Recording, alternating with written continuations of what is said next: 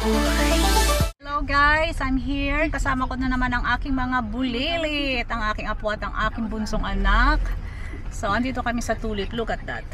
So, mamaya, hahanap muna ako ng parking guys.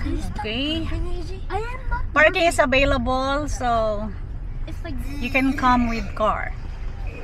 Nakapag-park agad ako guys, kasi nga malawak ang kanilang parking space.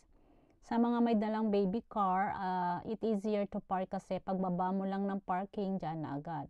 By the way, this place is located in Hamura, Tokyo. And I think if you Google it on map, just search Tulip Festival in Hamura, Tokyo. Makikita nyo na kaagad siya.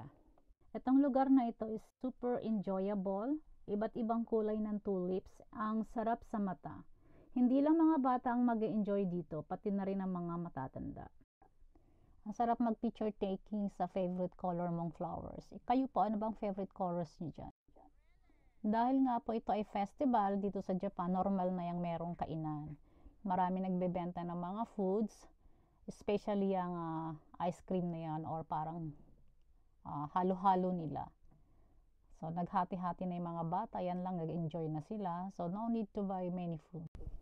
After nilang kainin yung pinaka-ice cream nila or ice halo-halo nila, nagsipagbaba na sila sa playground.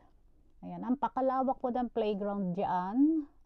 Talaga namang ang mga bata ay super mag-enjoy. It's worth to visit. That's all guys for today, and thank you for watching with us.